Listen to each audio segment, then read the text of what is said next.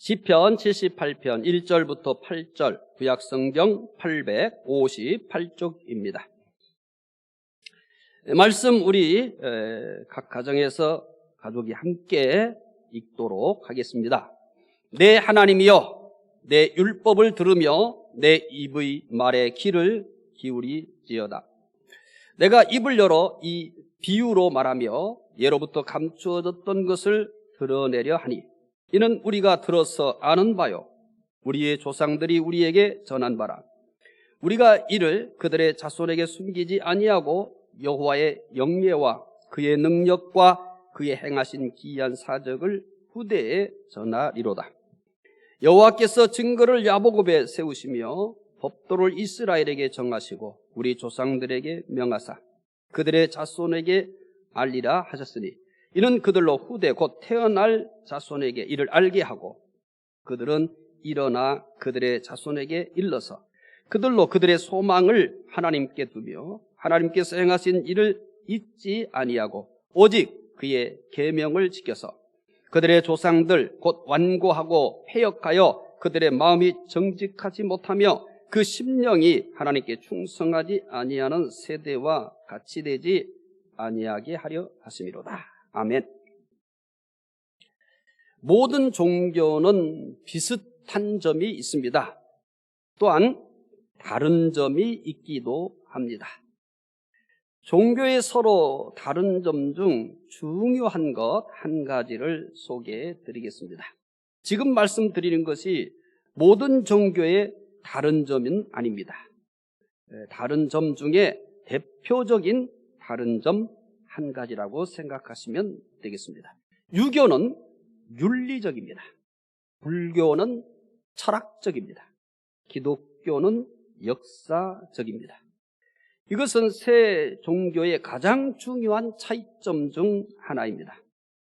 기독교는 역사를 떠나서는 설명이 불가능합니다. 하나님은 초월적인 존재로 하늘에 계시면서 말씀만 하시는 분이 아닙니다. 초월적인 하나님이시지만 온 세계와 함께 하시는 내재적인 하나님이시기도 합니다. 하나님은 한 나라와 함께 하시면서 그 역사 속에서 섭리하십니다. 때로는 한 사람과도 함께 하십니다. 한 사람과 함께 하시면서 그의 인생 속에서 하나님께서 섭리하시기도 합니다. 그래서 성경은 이스라엘과 주변 나라들의 역사 속에서 하나님께서 어떻게 섭리하셨는가, 이것을 기록하는 내용이라고 보시면 됩니다. 때로는 한 가정이 살아가는 과정 속에서 하나님께서 역사하신 것을 기록합니다. 놀랍게도 한 사람의 생애 동안 하나님께서 역사하신 것을 기록하는 경우도 있습니다. 기독교는 역사를 떠나서 존재하지 않습니다. 기독교는 어떤 교훈과 가르침만을 모아놓은 그런 성경을 가지고 있지 않습니다. 기독교는 세계, 또 어떤 특정한 나라, 또 어떤 특정한 가정, 또 때로는 어떤 한 개인의 삶 속에서 하나님이 어떻게 섭리하셨는지를 말씀해 주고 있습니다. 하나님께서 역사를 주관하시고 계시기 때문에 그렇습니다. 그래서 기독교를 역사적인 종교다라고 설명합니다. 오늘 본문은 시인데도 역사적인 종교라는 특징을 분명하게 드러내고 있습니다. 그래서 제목을 역사 속에서 만나는 하나님, 이렇게 제목을 정했습니다. 시편 78편은 시작부터 역사적인 내용을 다루겠다고 노골적으로 그 역사성을 드러냅니다. 역사성을 드러내고 있는 대표적인 내용 4가지를 잠깐 소개해 드리겠습니다. 역사성을 드러내고 있는 내용입니다. 첫 번째, 예로부터 감추었던 것을 드러내려 하니, 2절입니다. 옛날부터 있었던 것을 이제 드러내겠다, 이렇게 소개합니다. 두 번째, 이것은 우리가 들어서 아는 바다. 2절, 3절입니다. 그 다음에 세 번째, 그럼 우리가 들어서 어떻게 아는가? 조상들이 우리에게 전해줬다. 그리고 마지막으로는 우리는 후손들에게 이 내용을 전해야 한다. 이렇게 시편 78편은 시인데도 불구하고 그 역사성을 그대로 드러내면서 소개를 하고 있습니다. 시이지만 역사적인 내용을 다루겠다는 겁니다. 시편 78편은 역사적인 내용을 시로서 표현하겠다라고 하는 것을 밝히면서 시가 시작이 됩니다. 시편 78편에서 우리는 두 가지 역사를 만나게 됩니다. 두 가지 역사라 하면 하나님의 역사와 사람의 역사를 만나게 됩니다. 사람의 역사가 어떻게 시작될까요?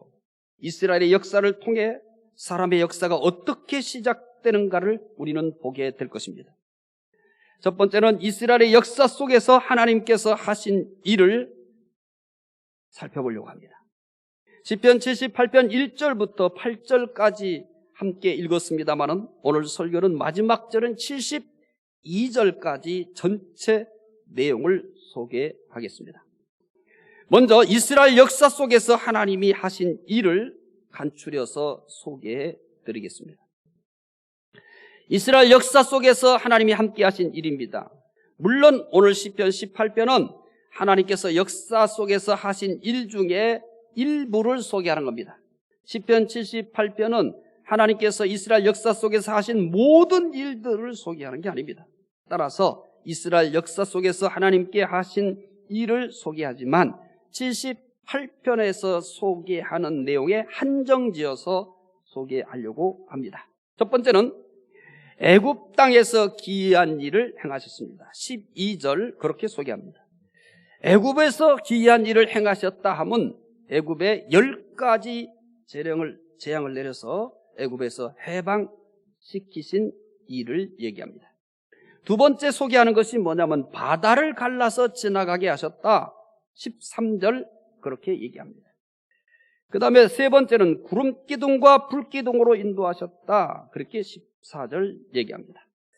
하나님께서 이스라엘 백성들이 애굽에서 포로 생활, 종 생활을 할 때 10가지 재앙을 통해서 해방시킨다. 그리고 하나님은 바다를 갈라서 그 이스라엘 백성들을 인도하셨다. 뿐만 아니라 광야 40년 동안 하나님은 구름기둥과 불기둥으로 그들을 인도하셨다. 이게 이스라엘 백성들이 애굽에서 해방되어지는 역사입니다. 그런데 그 역사의 주체가 누구냐라는 겁니다. 그 역사를 써내려 가신 분이 누구냐라고 하는 것을 이 시는 소개하고 있습니다. 이스라엘의 역사는 하나님의 은혜로 시작하였습니다. 이스라엘의 역사는 은혜의 역사입니다. 이스라엘의 역사를 어떻게 제대로 읽을 수 있을까?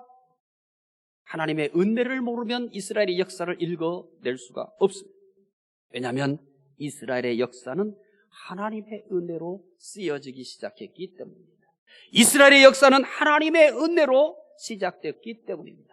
그래서 하나님의 은혜로만 이스라엘 역사를 볼 수 있고 하나님의 은혜로만 이스라엘 역사를 읽을 수가 있는 겁니다. 이스라엘의 역사만 하나님의 은혜로 시작된 것이 아닙니다.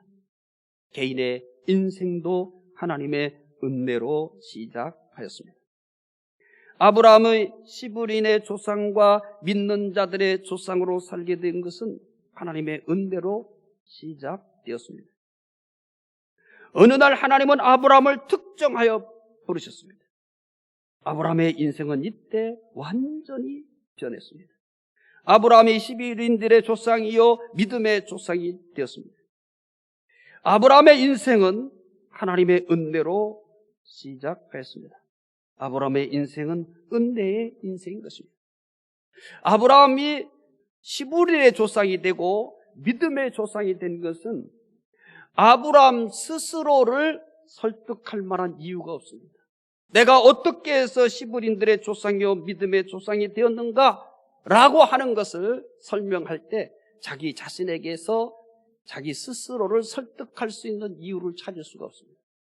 누군가가 아브라함에게 당신이 어떻게 해서 히브리인들의 조상이요 믿음의 조상이 되었습니까? 라고 얘기할 때 그들이 고개를 끄덕일 만한 합리적이고 논리적인 이유를 아브라함에게서는 설명할 수 있는 것이 없습니다.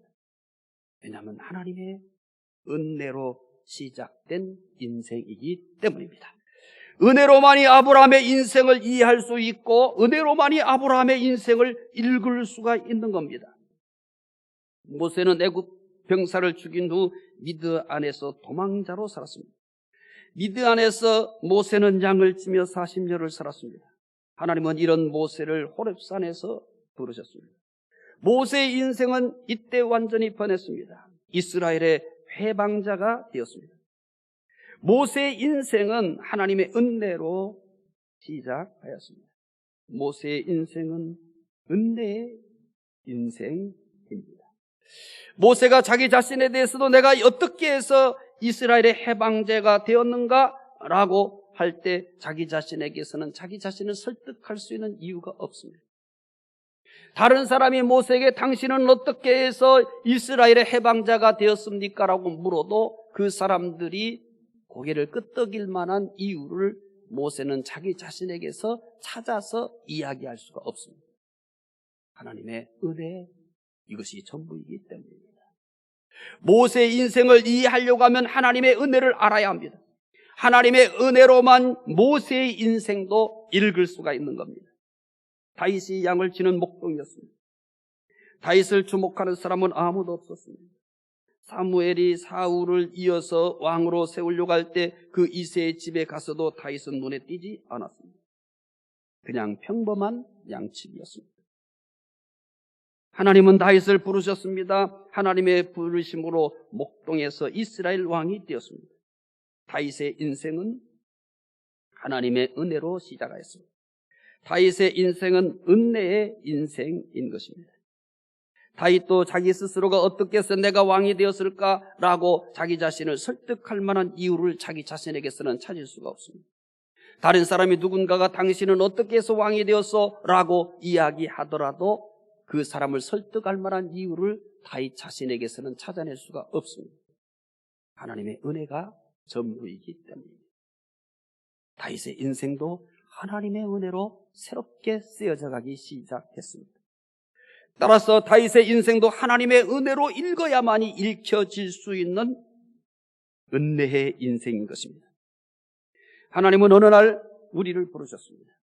하나님의 부르심은 죄로 죽을 수밖에 없던 우리를 믿게 하시고 하나님의 자녀가 되게 하시고 영원한 생명까지 주셨습니다. 우리의 인생은 하나님의 은혜로 시작하였습니다. 우리의 인생은 은혜의 인생인 것입니다. 너는 왜 믿니? 라고 나 자신에게 물을 때 내가 왜 믿는지에 대해서 내가 그 믿음의 이유를 나 자신에서 찾아서 나에게 이야기하여 나를 설득할 수 있는 내용이 없습니다. 다른 사람이 나에게 묻습니다. 당신은 왜 예수 믿어요? 라고 말하더라도 나에게서는 그 사람을 설득하고 그 사람이 고개를 끄덕일 만한 그러한 믿음의 근거가 나에게는 없습니다. 은혜이기 때문에. 그 은혜는 논리적이지도 않고 합리적이지도 않습니다.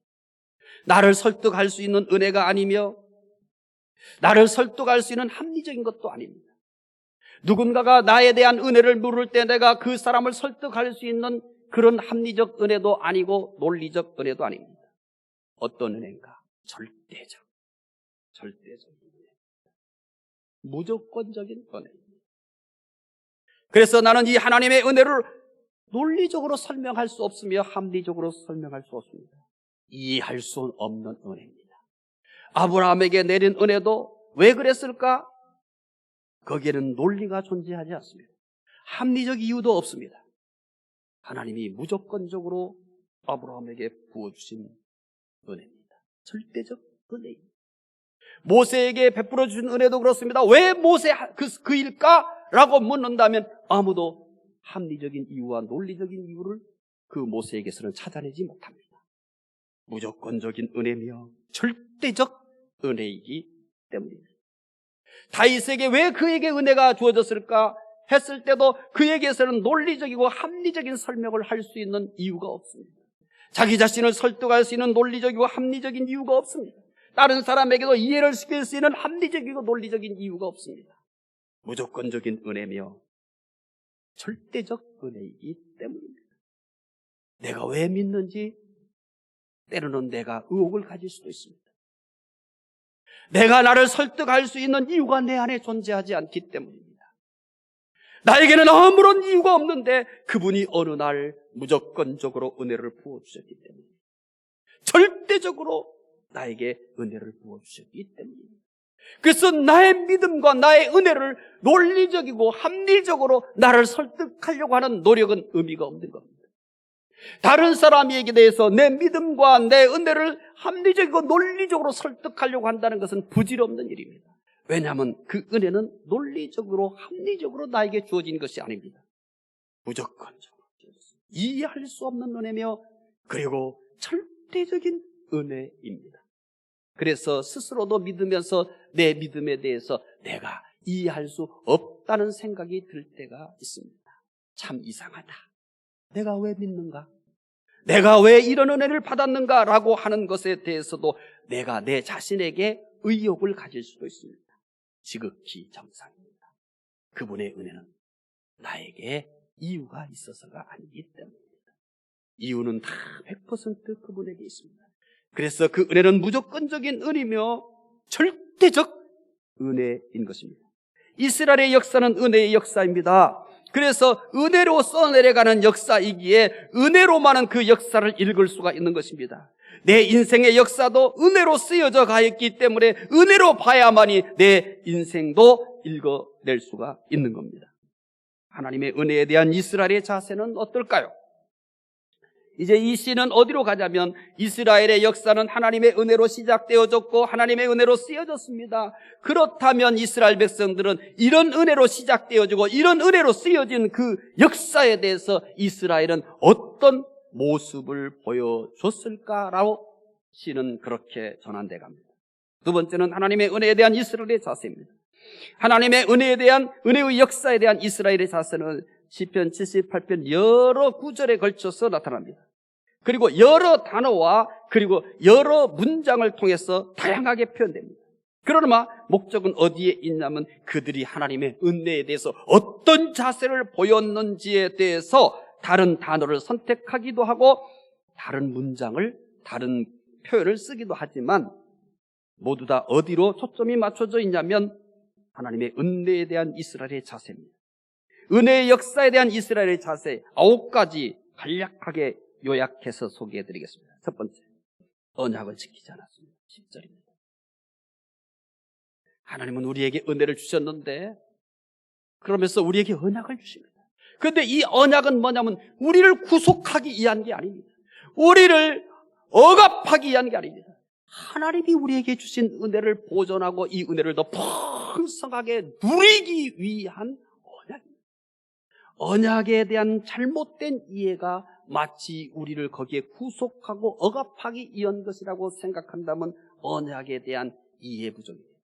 하나님은 우리에게 은혜를 주시고 언약을 주셨는데 우리에게 주신 이 은혜를 잘 보존하고 보존할 뿐만 아니라 이 은혜를 더 풍성하게 누리도록 하기 위하여 언약을 주십니다.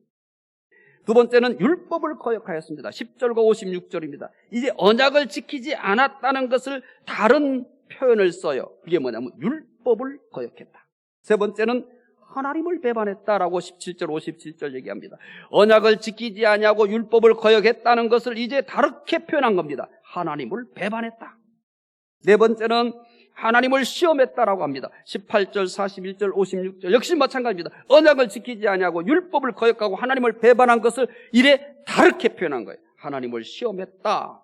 다섯 번째는 하나님을 믿지 않았다. 22절입니다. 언약을 지키지 아니하고 율법을 거역하고 하나님을 배반하고 하나님을 시험하고 이런 것들을 이제 다섯 번째에 가서는 하나님을 믿지 않았다라는 표현을 쓴 겁니다. 여섯 번째는 하나님께서 하신 기이한 일을 믿지 않았다고 32절에 얘기합니다. 일곱 번째는 하나님의 권능의 손을 기억하지 않았다. 은혜를 잊어버린 겁니다. 여덟 번째는 거짓을 행했습니다. 그리고 이제 끝에 가서 충격적인 핵폭탄과 같은 내용이 등장합니다. 우상을 섬겨. 하나님께서 이스라엘 역사를 은혜로 쓰기 시작했고 은혜로 정말 거룩하고 아름답게 썼는데 이스라엘은 어떻게 했다는 겁니까? 거기에 배반의 역사를 썼다는 겁니다. 어떻게 여러분 하나님의 그 거룩하고 순수하고 아름다운 은혜의 역사의 바탕에다가 배반의 역사를 쓸 수 있다는 얘기입니까? 하나님의 은혜로 시작된 이스라엘의 역사임에도 불구하고 이스라엘은 언약을 지키지 않았습니다. 율법도 지키지 않았습니다. 끊임없이 원망하며 하나님을 시험하였습니다. 하나님께서 하신 일들을 기억하지 않았습니다. 심지어 우상까지 섬겼습니다.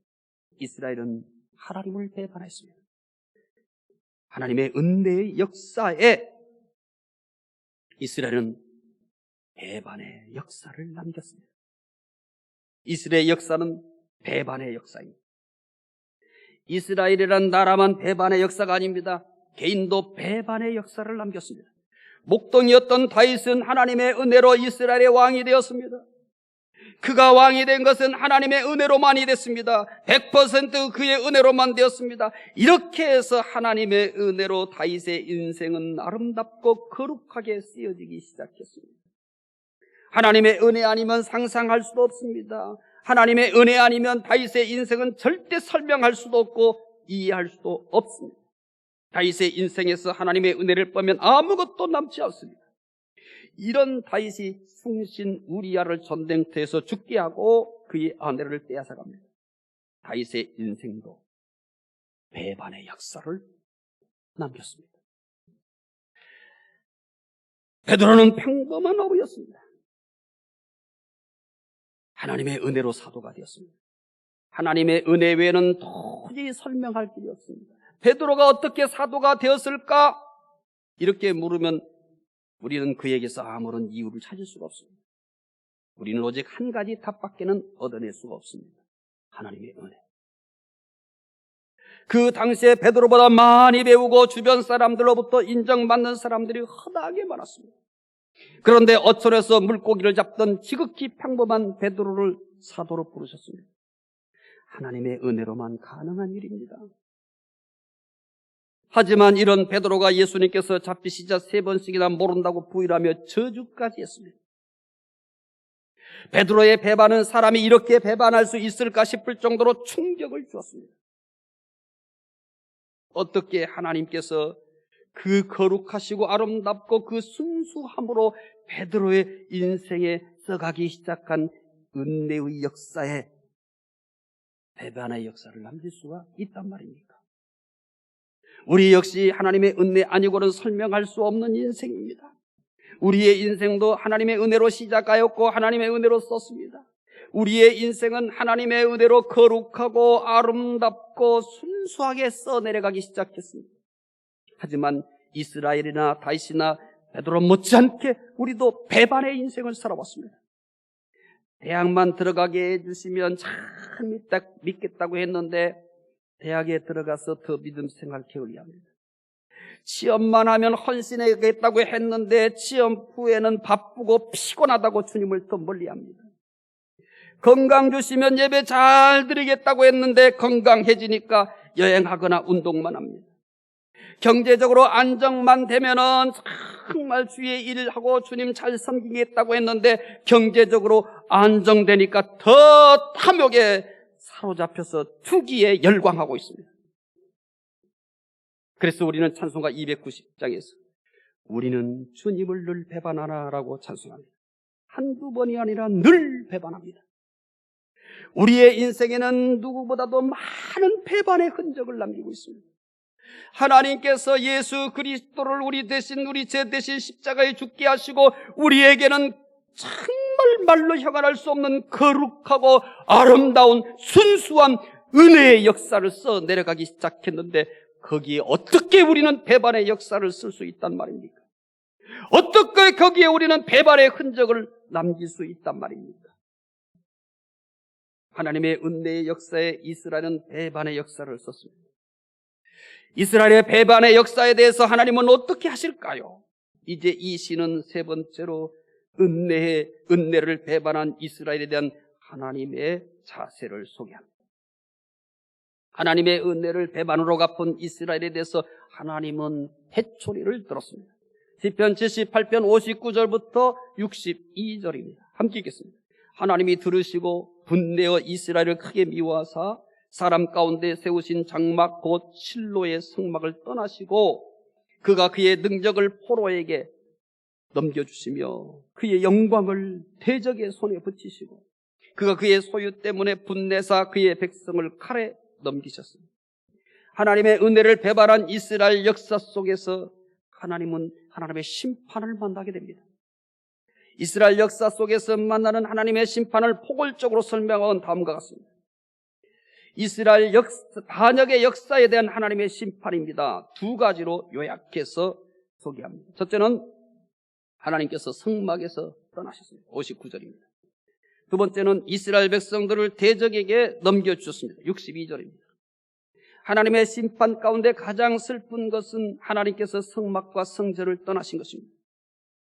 성막과 성전은 하나님께서 거기에 계시겠다고 설계도를 직접 주셨습니다. 또한 성막과 성전이 완공되었을 때 구름이 가득하여 하나님의 영광으로 가득 찼음을 분명히 볼 수 있도록 가시적으로 역사하셨습니다. 성막과 성전은 하나님의 임재의 상징입니다. 하나님의 거룩함의 상징입니다. 하나님의 영광의 상징입니다. 이런 성막과 성전을 하나님이 떠나셨습니다. 특히 솔로몬이 만든 성전은 바벨론에 의해서 완전히 파괴되기까지 하였습니다. 하나님은 이스라엘의 반역의 역사에 대해 성막과 성전을 떠나는 심판을 하신 것입니다. 심지어 하나님은 자신의 백성으로 선택한 이스라엘을 대적들에게 넘기시는 심판까지 했습니다. 하나님의 심판에 이스라엘도 고통스러워했습니다. 하지만 하나님이 더 고통스럽습니다. 하나님께서 거기에 계시겠다고 영광으로 충만했던 성막과 성전을 떠나시는 그 고통을 상상해 보셨습니까? 우리는 상상할 수 없는 고통을 그분이 겪으신 것입니다. 하나님의 고통은 사람들이 겪는 고통과 비교가 안 됩니다. 하나님께서 이스라엘 백성들을 대적에게 넘겨주실 때 이스라엘 백성들로 고통을 당했지만은 하나님이 당하는 고통은 이스라엘 백성들이 감히 상상할 수 없는 더 큰 고통이었습니다. 하지만 하나님의 심판에는 사람들이 측량할 수 없는 심오한 하나님의 섭리가 들어있습니다. 사람들이 측량할 수 없는 심오한 하나님의 섭리는 심판이 목적이 아니라는 것입니다. 하나님의 심판은 절대 목적이 아니고 도구입니다. 하나님의 심판을 목적으로 이해하는 사람은 참으로 어리석고 무지한 것입니다. 하나님의 심판은 목적이 아닙니다. 하나님의 심판은 도구일 뿐입니다. 하나님의 심판은 무엇을 위한 도구일까요? 시편 78편 38절 이렇게 말씀합니다. 함께 읽습니다. 오직 하나님은 긍휼하심으로 죄악을 덮어주시어 멸망시키지 아니하시고 그의 진노를 여러 번 돌이키시며 그의 모든 분을 다 쏟아내지 아니하셨습니다. 하나님의 심판은 멸망시키기 위한 것이 아닙니다. 하나님의 심판은 목적이 아닙니다. 이스라엘이 배반을 회개하고 하나님께로 돌아오게 하기 위한 도구입니다. 용서를 위한 도구입니다. 아버지는 집을 나간 탕자를 한없이 기다립니다. 탕자가 돌아올 때까지 기다립니다. 탕자를 기다리는 아버지는 바로 하나님이십니다. 하나님은 이스라엘이 돌아오기만을 기다리십니다. 이스라엘이 빨리 돌아올 수 있도록 심판이라는 도구를 사용하신 것입니다. 이스라엘이 돌아오면 하나님은 즉시 용서하십니다. 이스라엘의 죄를 아무도 볼 수 없도록 완전히 덮어서 용서하십니다. 배반한 이스라엘을 기다리신 하나님은 오늘 배반한 모든 사람이 돌아오기만을 기다립니다. 이 시간도 하나님은 모든 사람이 돌아오기를 애타게 기다리십니다. 세상 종말까지 하나님의 기다림의 시간입니다. 이 종말은 하나님의 기다림의 시간입니다. 온 인류가 다 주님께로 돌아오기만을 애타게 기다리는 기다림의 시간입니다. 이 종말은 하나님께서 뭘 하고 계시는 시간인가? 라고 묻는다면 기다림의 시간입니다. 한 사람도 멸망하지 않고 주님께로 돌아오기만을 애타게 기다리는 기다림의 시간인 것입니다. 이스라엘의 배반의 역사에 대한 하나님의 자세는 용서입니다. 이스라엘의 배반의 역사에서 만나는 것은 하나님의 용서의 역사입니다. 하나님의 은혜를 배반한 다윗이 돌아와 회개하자 용서하십니다. 다윗이 하나님을 향하여 손을 들고 회개합니다. 눈물로 요를 적실 정도로 그렇게 착하게 회개합니다. 하나님은 그를 용서합니다. 하나님은 다윗을 용서할 뿐만이 아니라 솔로몬을 선물로 주십니다. 솔로몬만 선물로 주신 것이 아닙니다. 하나님 예수님께서 다윗의 후손으로 오는 영광도 주셨습니다. 하나님의 은혜를 배반한 베드로 예수님 용서해 주셨습니다. 그는 통곡했거든요. 가서 통곡을 합니다. 그런 베드로를 용서하십니다. 단순히 용서만 하신 것이 아닙니다. 내 양을 치라고 사명을 주셨습니다. 베드로는 하나님의 용서를 힘입어 순교까지 하는 영광을 얻었습니다. 오늘 우리도 분명히 늘 배반합니다. 그러나 하나님은 항상 용서하십니다. 그래서 우리는 290장에서 이렇게 찬송합니다. 찬송가 290장 가사의 일부입니다.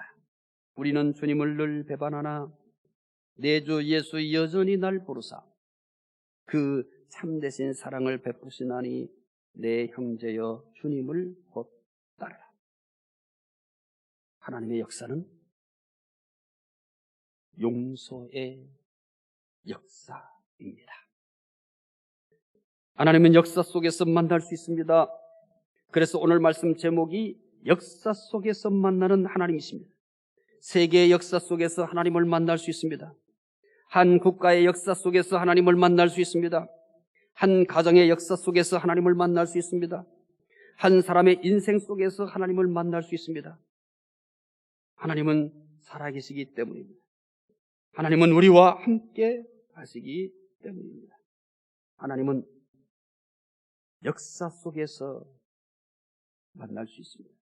첫째는 사람의 역사는 하나님의 은혜로 시작되었습니다.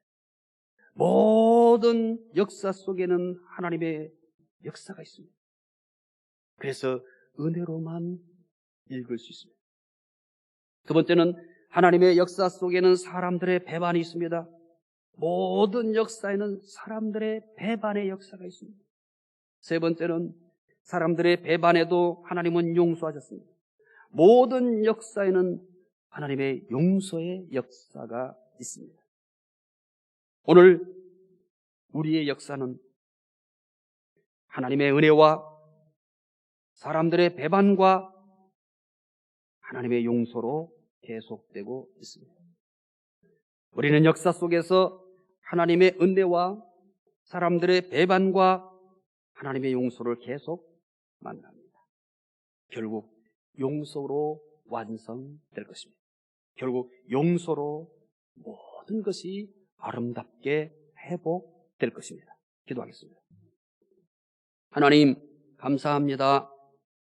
우리는 시편 78편에서 이스라엘의 역사나 그리고 세계의 역사나 한 가정이나 개인이나 모두 하나님의 은혜로 거룩하고 아름답고 순수하게 쓰여져가는 하나님의 역사가 있음을 깨닫게 해주시니 감사합니다. 이렇게 하나님의 은혜로 쓰여진 거룩하고 영광스럽고 순수한 역사 위에 사람들은 배반의 역사를 썼습니다. 그러나 하나님은 버리지 아니하시고 그들을 용서하시면서 새로운 역사를 쓰셨습니다. 결국 하나님, 우리는 용서의 역사로 완성되어지고 마무리될 줄로 믿습니다. 한 주간도 하나님의 용서의 은혜를 힘입어 새롭게 회복되면서 살게 하여 주시옵소서. 감사하며 예수님 이름으로 기도드리옵나이다. 아멘.